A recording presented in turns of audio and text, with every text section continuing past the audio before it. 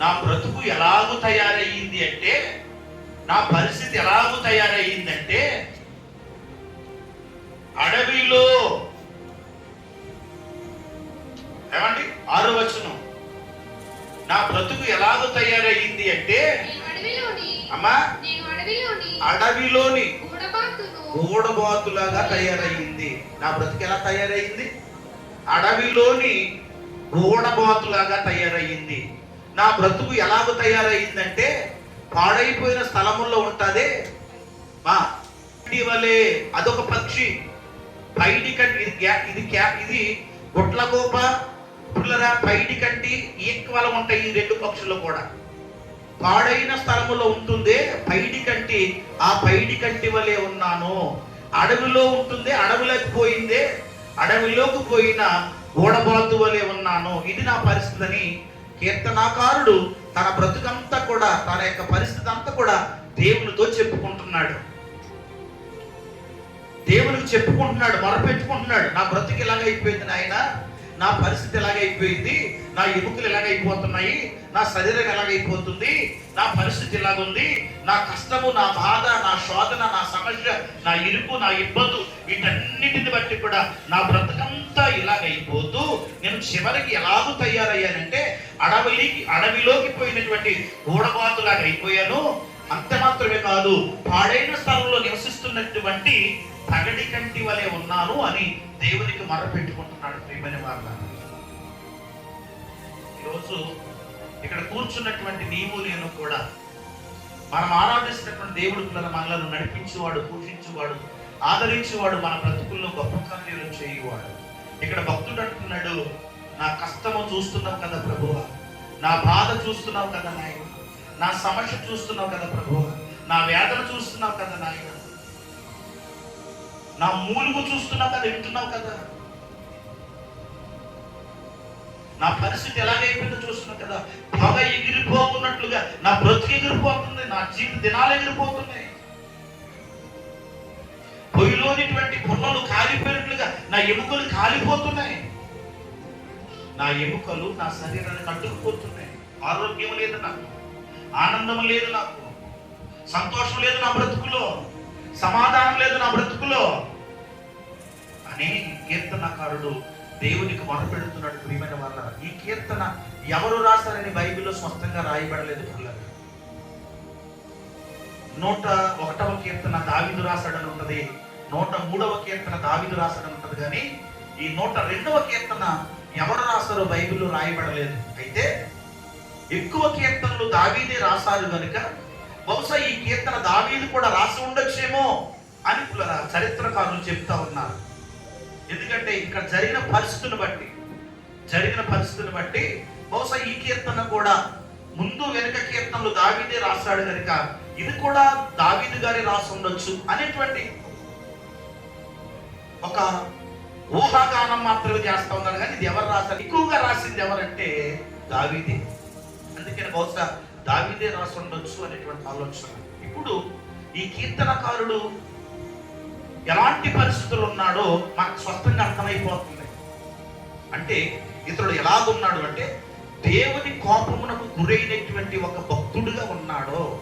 ఏంటంటే దేవుని కోపమునకు గురైనటువంటి ఒక భక్తుడుగా ఉన్నాడో. అంటే పాస్టర్ గారు మీరు ఎలా చెప్పగలుగుతారు అంటే, కీర్తన 38వ కీర్తన 3వ వచనాన్ని చదువుదాం. ఆ ఎముకలలో స్వస్థత లేదయ్యా, నా పాపం ఉందే, నా పాపము నా ఎముకలలో స్వస్థత లేకుండా చేస్తుంది, నా పాపము నాకు నెమ్మది లేకుండా చేస్తుంది, నా పాపము నీకు కోపము కలిగించేటట్లుగా చేస్తుంది.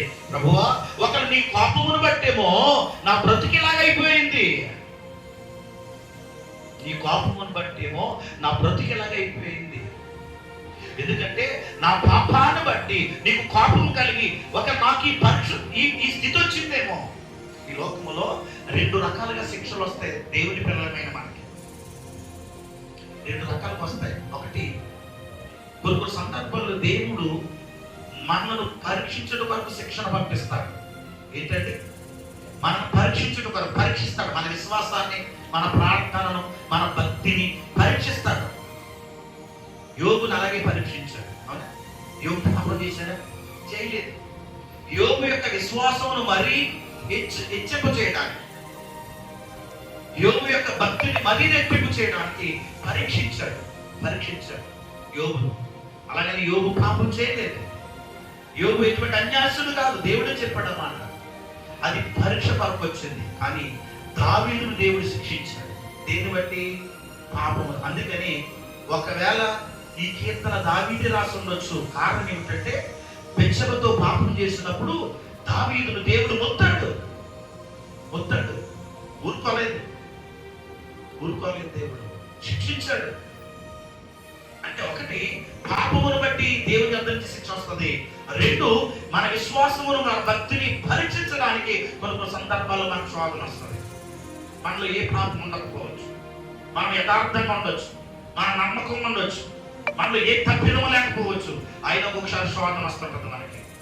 ఒకప్పుడు మనం అనుకుంటాం, ఎంత భక్తిగా ఉన్నాను, ఎంత యథార్థంగా ఉన్నాను, ఎంత నమ్మకం ఉన్నాను, ఎందుకు నాకు ఈ శోధన అనుకోవచ్చు. కానీ మన యొక్క భక్తిని మెరుగుపరచడానికి, మన విశ్వాసం మెరుగుపరచడానికి శోధనలో ఒకసారి ప్రభు అనుమతిస్తాడు. అనుమతిస్తాడు. అప్పుడు నీవు నేను ఏమవ్వాలంటే ఇంకా మన భక్తిని చేరి పెంచుకోవాలి. యోబు పెంచుకున్నాడు లేదా? ఏమంటే యోబు యొక్క భార్య అయితే పిల్లరా భక్తిహీనురాలు అయిపోయింది. కానీ యోబు తన భక్తిని ఇంకా పెంచుకున్నాడు. కనుక ఒకటి, దేవుని కోపమును బట్టి, మనం చేసిన పాపాన్ని బట్టి, కోపమును బట్టి వచ్చేటువంటి శిక్ష ఉంటుంది. రెండు, మనం పరీక్షించిన వరకు కొన్నిసార్లు దేవుడు శిక్షిస్తాడు. మనం దేవుడికి స్తోత్రం చెప్పండి. నేను అనుకుంటాను ఒకవేళ ఈ మాటలను బట్టి ఈ కీర్తన బహుశా భక్తుడని దావీదే రాసి ఉండొచ్చేమని నేను అనుకుంటున్నాను. దేవుని స్తోత్రం. అంత మాత్రమే కాదు పిల్లరా, ఇర్మియా గ్రంథములోకి వెళ్తే ఇర్మియా గ్రంథము 20వ అధ్యాయము 18వ వచనం చదువుతామండి. భక్తుడు అనుకుంటున్నాడు, అయ్యో ఈ కష్టమేంటి, దుఃఖమేంటి, ఈ వేదనేంటి, బాధనేంటి, నేను ఎందుకు పుట్టాను నా తల్లి గర్భంలో నుంచి అని ఆ భక్తుడు అనుకుంటున్నాడు. జరిగిన పరిస్థితులను బట్టి, కష్టాలను బట్టి, బాధలను బట్టి భక్తుడు అనుకుంటున్నాడు సంఘం. కానీ ఈరోజు పిల్లరా, నీ నా జీవితంలో ఒక దేవునికి కోపం కలిగించే పనులు మనలో ఉంటున్నాయేమో. ఎందుకంటే దేవుడు సమస్తాన్ని చూస్తున్నటువంటి వాడే. ఆయనకు మరుగైనది ఏది? అందుకంటాడు, ఆకాశంకి ఎక్కి వెళ్ళినా నీవు అక్కడ ఉన్నావు, పాతాళంలో పండుకున్నా నీవు అక్కడ ఉన్నావు అంటాడు భక్తుడు. ఎక్కడంటే ఆకాశంకి వెళ్ళినా నీవు అక్కడ ఉన్నావు, నేను పాతాళంలో పండుకున్నావన్నా అక్కడ నీవు నన్ను చూస్తున్నా. అంటే నేను తాగుకునే స్థలం అంటే ఏది లేదు, నీవు నన్ను చూడని స్థలం అంటే ఏది లేదు. నేను పండుకుంటే నీకు తెలుసు, నేను లేచుట నీకు తెలుసు, నేను కూర్చుంటే నీకు తెలుసు, నేను నడుచుట నీకు. అంటే దేవునికి సమస్తము తెలుసు. మనం ఎక్కడ తిరుగుతున్నామో, ఏ స్థలాల్లో ఉంటున్నామో, ఎక్కడికి వెళ్తున్నామో, ఏ పాపములో కొట్టుకుంటున్నామో దేవునికి మరుగైనది ఏది లేదు. చూస్తాడు. చూసిన దేవుడు ఆయన కోపము కలిగినప్పుడు ఇదిగో భక్తుడు అంటున్నాడు కదా, అయ్యా పొగ ఎగిరిపోతున్నట్లుగా నా దినములు ఎగిరిపోతున్నవే, పొయ్యిలో పుల్లలు కాలిపోతున్నట్లుగా నా ఎముకలు కాలిపోతున్నవే, నా ఎముకలు నా శరీరానికి అంటిపోతున్నవే. అయ్యా ఏంటి నాకు ఈ దుస్థితి అని ఏడుస్తున్నాడు, దుఃఖిస్తున్నాడు, కన్నీరు కారుస్తున్నాడు. నా బ్రతుకంతా కూడా ఒక అడవిలోకి పోయిన గూడబాతులాగా అయిపోయింది. నా బ్రతుకంతా కూడా ఇదిగో పాడైపోయిన స్థలాల్లో తిరుగుతున్నటువంటి పగడి కట్టి వేల అయిపోయింది. అయ్యా ఏంటి నా బ్రతుకని వేదన పడుతున్నాడండి, కన్నీరు కారుస్తున్నాడండి. నెమ్మది లేని బ్రతుకైపోయింది, సమాధానం లేని బ్రతుకైపోయింది. తింటున్నాడు కానీ వంట పట్టట్లేదు పిల్లల, తింటానికి కూడా పిల్లల అతనికి మనసు రావడం లేదు. ఇంటి నిండా సమస్యలు, ఒంటి నిండా సమస్యలు, నెమ్మది లేని బ్రతుకైపోయింది.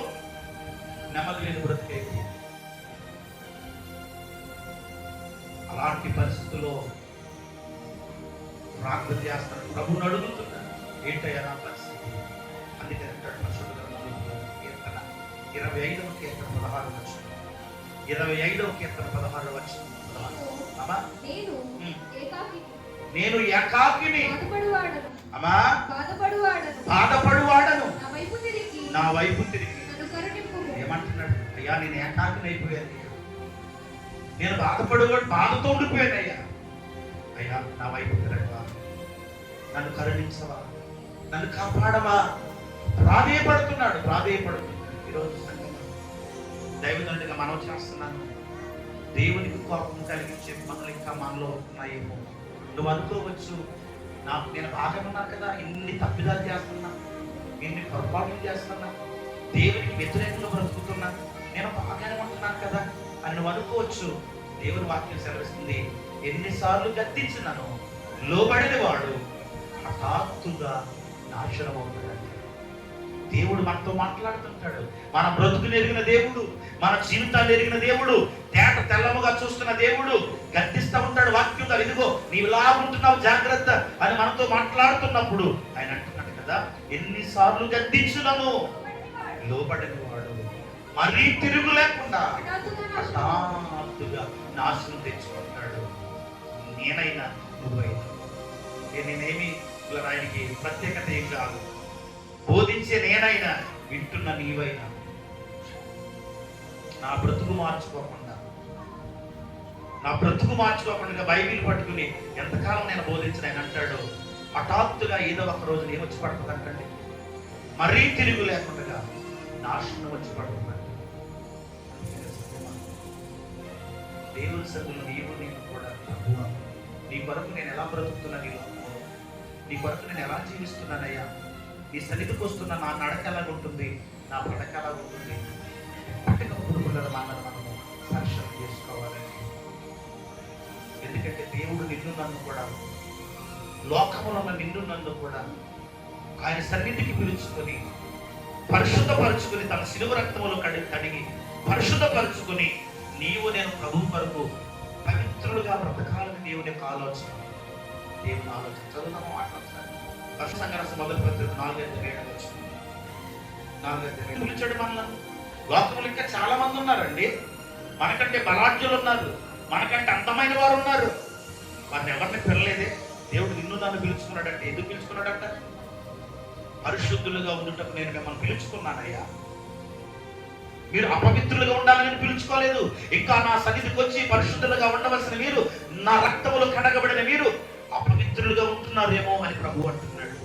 అందుకని అంటాడు యేసయ్య గ్రంథంలో 7:16 దేన్ని బట్టి అక్కడ భక్తుడు అంటున్నాడు, నేను మూలుగుతున్నానయ్యా అంటున్నాడు. ఏం చేస్తున్నాడంటండి? మూలుగుతున్నాడు అంట. మరి ఇక్కడేం రాయబడ్డది? వారి వారి దోషములను బట్టి మూలుగుతున్నారంట. అంటే దోషము ఎక్కడ తీసుకెళ్తుంది? మూలుగులోకి తీసుకెళ్తుంది. ఒక వ్యాధిగ్రస్తుడు మూలుగున్నట్లుగా ఆ వ్యక్తి ఏమవుతున్నాడు తెలుసా? దోషములతో నిండిపోయిన వ్యక్తి మూలుగుతా ఉన్నాడు. సంఘం మూలుగుతా ఉన్నాడు. కనుక సంఘమా, ఈరోజు ఒకవేళ మనం ఎలా ఉన్నామో మనం పరిశీలన చేసుకుందాం. దేవుని సన్నిధిలో, దేవుని పిల్లలుగా, దేవుని కొరకు చక్కగా ఉండడానికి మనం ప్రయత్నం చేద్దామని దేవుడు నిన్ను ప్రత్యేకపరుచుకున్నాడు. దేవుడు లోకంలో వచ్చి నిన్ను కూడా ఎన్నుకున్నాడు. ఒకవేళ దేవుడు ఒకానొక రోజున ప్రభు ఎదుట నిలబడినప్పుడు మన రహస్యం అంతటిని కూడా ఆయన చూపిస్తాడంట. అంటే మన రహస్య జీవితం అంతటిని ప్రభు చూపిస్తాడంట. బైబిల్లో మీరు గదుల్లో మాట్లాడుతున్నది ఇద్దరి మీద ప్రకటిస్తాను. పుస్తకం 2వ అధ్యాయం 3వ వచనం. చీకటిలో నువ్వేమేమి చేశావో ఇదిగో నేను వెలుగులోకి తీసుకొస్తాను అంటున్నాడు ఆయన. నేను చీకటిలోనే కదా చేశాను, 4 గోడల మధ్యనే కదా చేశాను నేను అని అనుకోవచ్చు. ఇదిగో మీరు చీకటిలో చేశారే, అది నేను వెలుగులోకి తీసుకొస్తాను. మీరు గదులలో చెవులలో చెప్పుకున్నారే, నేను మిత్రుల మీద ప్రకటిస్తాను అంటున్నాడు ఆయన. ఎక్కడ ప్రకటిస్తాడంట? మిత్రుల మీద ప్రకటిస్తాను. అంటే రహస్య జీవితము, మన రహస్య జీవితము, మన సీక్రెట్ జీవితం అంతా కూడా ఆయన రికార్డ్ చేస్తా ఉన్నాడు. ఏదో ఒక రోజున ఆయన అక్కడ ప్రకటిస్తాడంట. ఆయన ఎందుకు నిలబడదు, తెలియజేస్తాడంట. ఆలోచించేద్దామా? మీరు పరిశుద్ధులుగా ఉండటం నేను పిలిచాను, మీరు అపవిత్రులుగా ఉండటం నేను మిమ్మల్ని పిలవలేదు. ఆల్రెడీ నిన్ను నన్ను ప్రభు తన శిలువ రక్తములో కడిగాడు. రక్షణ ద్వారా నిన్ను నన్ను ప్రభు పరిశుద్ధపరిచాడు, పవిత్రపరిచాడు. ఆయన సంఘములో కూర్చుండి పెట్టుకున్నాడు. మనం పరిశుద్ధులుగా చేయబడ్డాం, మనం పవిత్రులుగా చేయబడ్డాం. అయితే కూడా ఒకవేళ పరిశుద్ధులుగా పవిత్రులుగా చేయబడిన నీవు నేను కూడా ఒకసారి దేవునికి హేయమైన కార్యాలు చేసేవారు ఉంటున్నామేమో, అపవిత్రమైన కార్యాలు చేసేవారు ఉంటున్నామేమో, నిషిద్ధమైనటువంటి స్థలాల్లో ఉండేటువంటి వారు ఉంటున్నామేమో. జాగ్రత్త. భక్తుడు అంటాడు, నా ఎముకలు నా శరీరం అంటుకుపోతున్నాయి, నా ఎముకలు కాలిపోతున్నాయి, నా బ్రతుకు అగమ్యగోచరంగా అయిపోయింది, ఏంటో అర్థం కావట్లేదు. అయితే నేను ఎలాగూ తయారైపోయానంటే అడవిలో ఉన్నటువంటి గోడబాతులాగా తయారయ్యాను అంటాడు. ఎలా తయారయ్యాడంటాడు? ఎక్కడున్న బాతు అది? అడవిలోనున్న గోడబాతు. వాస్తవానికి గోడబాతు గురించి కనుక మనం చూస్తే, ఈ గోడబాతు దేవుడు తన ప్రజలకు ఏమి తినాలో ఏమి తినకూడదో చెప్పినప్పుడు దేవుడు వారితో అన్నాడు, ఇవి హేయమైన పక్షులు, వీటిని మీరు తినకూడదని చెప్పాడు. అందులో పగటి కంటే రెండవదిగా గోడబాతు గురించి చెప్పాడు. లేవియా కాండం 11వ అధ్యాయం 13వ వచనం చదువుతాం. పక్షులలో ఇవి హేయమైనవి లేకపోతే అసహ్యమైనవి, వీటిని తినవద్దు, ఇవి హేయమైనవి, వీటిని తినవద్దు అన్నాడు ప్రభు. దేవుడి ప్రజలు ఇశ్రాయేలు చెప్పిన మాట వీటిని ఏం చేయకూడదు? తినకూడదు. ద్వితీయోపదేశకాండము 14:20 కూడా ఇదే మాట ఉంటారు. ద్వితీయోపదేశకాండము 14:20 చదవద్దులే, ఎందుకంటే హేయమైనవి ఇవి. ఏమి? గోడబాతు, పగడి కంటి, ఈ రెండు కూడా ఏంటన్నమాట అండి. అంటే ఇప్పుడు భక్తుడు తన బ్రతుకుని ఎలా పోల్చుకుంటున్నాడు? ఏ పక్షులతో పోల్చుకున్నాడు? అసలు ఎలా పోల్చుకోవాలి? మంచి పక్షులతో పోల్చుకోవాలి. నేను పావురాన్ని పోల్చుకోవాలి, అవునా? మరి అలా పోల్చుకోలేదు. ఏం పోల్చుకున్నాడు? నేను గోడబాతుని అన్నాడు. అసలు గోడబాతు ఏంటి? హేయమైంది, అవును కదా? నేను కొన్ని నెమలతో పోల్చుకోవచ్చు కదా, నెమలు కూడా పక్షే కదా, నెమలతో పోల్చుకోలేదు. నేను పగిడి కట్టిన అంటున్నాడు అంటే అది కూడా అసహ్యమైందే, హేయమైందే. అంటే తన బ్రతుకు ఎలా పోల్చుకున్నాడు? హేయమైన వాటితో పోల్చుకున్నాడు. అంటే తన బ్రతుకు ఏమైపోయింది? ఇప్పుడు హేయమైనది అయిపోయింది, దేవునికి అసహ్యమైనది అయిపోయింది. అది సంఘం అన్న అర్థం. తెలుసుకోక చెప్పండి. అంటే అతని బ్రతుకు ఎలాగైపోయింది? ఇప్పుడు హేయమైనదిగా, ఒక హేయమైన గూడబాతులాగా అయిపోయింది, ఒక హేయమైనటువంటి పగడి కంటి వల్ల అయిపోయింది. అదండి దేవునికి స్తోత్రం కలుగుతుంది. అయితే సంఘమా, ఇక్కడ మనం ఆలోచన చేసినట్లయితే ఇతర బ్రతుకు ఏమైపోయింది? ఇప్పుడు హేయమైపోయింది, అసహ్యమైపోయింది. అయితే హేయమైన దాన్ని పవిత్రంగా చేయగలడు మన దేవుడు. దేవుని స్తోత్రం చెప్పండి. అంతే కదా? హేయమైన దానిని పవిత్రంగా చేయగలడు, అసహ్యమైన దానిని మంచిగా. ఒకప్పుడు మనం అందరం అసహ్యమైనటువంటి కార్యకలాపాలు చేస్తున్నవే, శిలువ రక్తము ద్వారా కడిగి పరిశుద్ధపరిచాడు, పవిత్రులుగా చేశాడు. అంటే మనం ఒకప్పుడు అపవిత్రులు. ఎవరు చెప్పండి? కానీ నిన్ను నన్ను యేసుక్రీస్తు ప్రభువారు తన శిలువ రక్తము చేత పవిత్రులుగా చేశాడు.